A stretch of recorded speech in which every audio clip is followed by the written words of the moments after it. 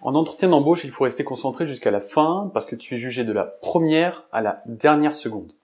L'entretien peut durer 20 minutes, mais il peut aussi durer plus de 2 heures. Mais il y a une partie de l'entretien que tu ne dois surtout pas rater. C'est lorsque le recruteur te demande « Est-ce que vous avez des questions ?» Alors, pourquoi cette question est importante? Comment bien répondre à cette question? Et comment ne pas tomber dans le piège dans lequel tout le monde tombe? Je t'explique ça tout de suite.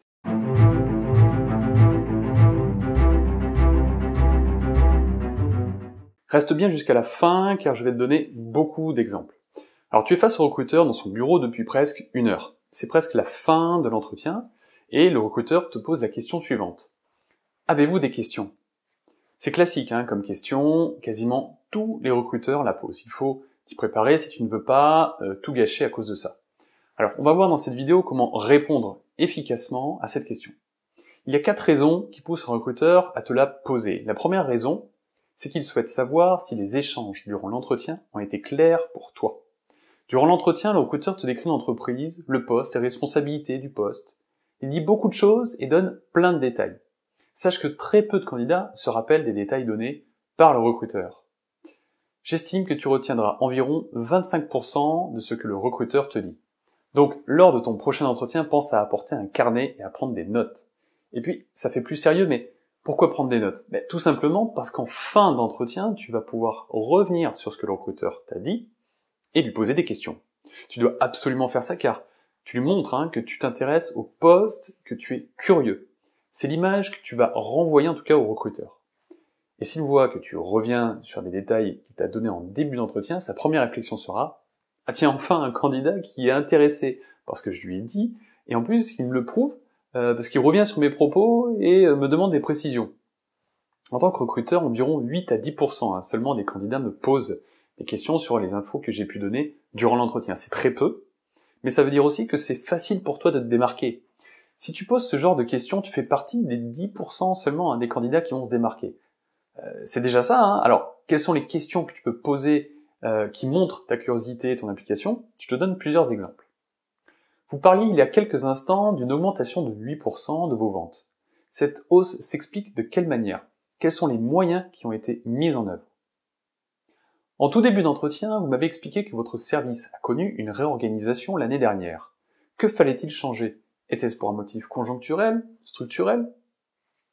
Je reviens sur ce que vous disiez à l'instant, vous recherchez quelqu'un qui a déjà de l'expérience dans le marketing, notamment dans le digital, mais aujourd'hui, quels sont vos objectifs sur le digital et quels sont les moyens alloués?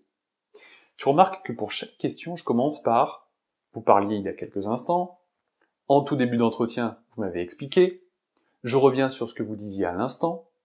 C'est très important que tu reprennes ces termes-là. Il faut toujours commencer de cette manière pour ce type de questions.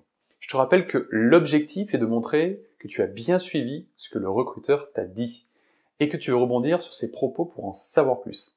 Attention, tout ça est possible si tu prends des notes pendant l'entretien. Car si tu ne prends pas de notes, je ne suis pas sûr que tu te rappelleras de grand-chose. Donc, stylo et carnet. Et n'aie pas peur de le sortir en entretien et d'écrire pendant que le recruteur te parle. Ce n'est absolument pas mal vu, au contraire. Ça montre que tu as un comportement professionnel. La deuxième raison pour laquelle le recruteur te demande si tu as des questions, c'est pour savoir si tu as préparé ton entretien. Et pour le recruteur, c'est l'un des moments les plus importants, celui qui lui permet de voir que tu as préparé ton entretien d'embauche. Si tu poses des questions intéressantes sur l'entreprise, sur le service, le recruteur saura que tu ne viens pas en touriste, mais au contraire que tu l'as bien préparé, que tu as prévu à l'avance de poser certaines questions. Tu montres que tu es quelqu'un de sérieux. Voilà. Mais alors, quelles sont ces fameuses questions intéressantes? Là encore, je te donne des exemples. J'ai vu que vous souhaitiez continuer votre développement. Quels sont vos projets à moyen terme? Face à vos concurrents, comment vous positionnez-vous pour vous démarquer? Dans votre service, administration des ventes, est-il prévu une réorganisation notamment par rapport au changement de logiciel de facturation? Quelles sont les principales difficultés auxquelles est confrontée l'entreprise actuellement? L'entreprise était en difficulté il y a quelques années. Quelles ont été les actions mises en œuvre pour redresser la barre? Tu vois, les questions concernent l'entreprise ou le service. On ne parle pas ici du poste. Tu dois donc te concentrer sur la société, son développement, ses activités. Essaie de trouver des chiffres clés comme par exemple le chiffre d'affaires, le nombre de salariés, le volume de vente, le nombre de clients. Et renseigne-toi également sur les concurrents. Oui, le recruteur verra que tu ne t'es pas intéressé qu'à l'entreprise, mais au secteur d'activité tout entier. Bon, ce genre de questions est souvent négligé. Très peu de candidats les posent en entretien car ça nécessite de s'informer. Ça prend un peu de temps, ça demande quelques recherches. Mais encore une fois, si tu ne fais pas ça, tu diminues tes chances de te démarquer en entretien. À l'inverse, si tu fais quelques recherches sur l'entreprise, sur le recruteur, va vite le voir, et pour le vivre au quotidien, je peux t'assurer que je préfère un candidat qui a fait l'effort de chercher des infos sur l'entreprise qu'un candidat qui n'a fait aucun effort. Passons maintenant à la troisième raison pour laquelle le recruteur te demande si tu as des questions. Il veut savoir si tu as compris les enjeux et responsabilités du poste. Cette fois-ci, on ne va pas se concentrer sur l'entreprise ou le secteur d'activité, mais vraiment sur ton futur poste, celui que tu vas occuper si tu es recruté. Pour un recruteur, c'est important d'être sûr que tu comprennes les responsabilités et les enjeux du poste. Il ne veut pas se tromper. Alors évidemment, il y a une période d'essai quand on commence, mais le recruteur ne veut pas perdre de temps. Il essaie de faire le bon choix dès le premier essai. C'est pour ça qu'il veut se rassurer sur la bonne compréhension du poste et de ce qu'on va attendre de toi. Une des façons de le rassurer, c'est justement de lui poser des questions sur les contours du poste. Alors tu vas me dire, mais normalement le recruteur m'a déjà parlé du poste et des missions. Bien sûr qu'il l'a fait, mais tu dois davantage creuser les informations que t'a donné le recruteur pour identifier très précisément les enjeux et lui montrer que tu es intéressé. Pour ça, je vais te donner quelques exemples de questions. Vous m'avez décrit des missions, mais pour vous, quelles sont les priorités du poste? Si je suis recruté, qu'attendez-vous de moi durant les 90 premiers jours? Comment évaluerez-vous la réussite ou non de ma période d'essai? Des objectifs me seront-ils donnés dès ma prise de poste? Afin d'appréhender le poste dans sa globalité, me sera-t-il possible de passer du temps avec le service commercial, marketing, développement produit, financier? D'après ce que j'ai compris des responsabilités et des enjeux, les qualités pour réussir sur ce poste sont la persévérance et surtout garder son sang-froid. Êtes-vous d'accord avec moi ou semble-t-il que j'en ai oublié? Bon, je m'arrête là, mais je peux en lister des dizaines et des dizaines. Je pense que tu as compris le genre de questions à poser. Ce type de questions se concentre uniquement sur le poste. C'est une façon de prouver ta motivation. D'ailleurs, c'est beaucoup mieux d'exprimer sa motivation de cette manière plutôt que de dire simplement « je suis très motivé »,« votre poste m'intéresse vraiment », etc., etc.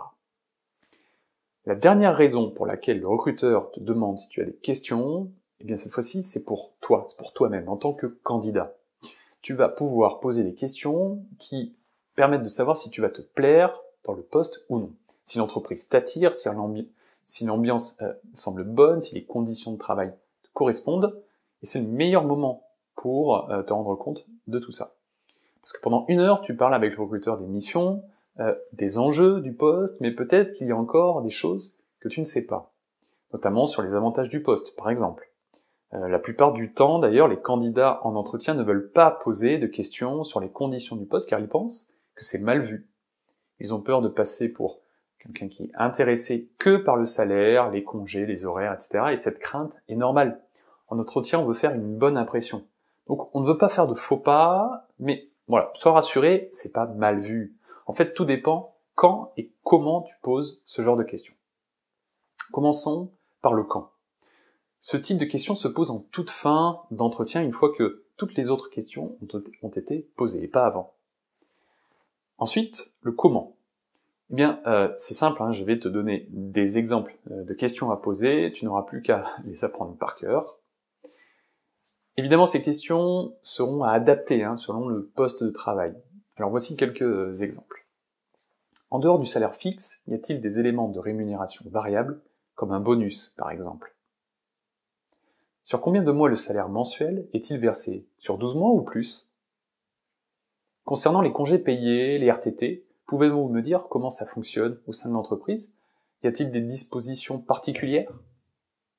En termes de temps de travail, on reste sur des horaires classiques, sur 35 heures, ou c'est différent? Existe-t-il au sein de l'entreprise des systèmes de primes, de bonus sur objectifs? Y a-t-il une cantine dans l'entreprise, ou peut-être un système de tickets restaurant ou de primes déjeuner?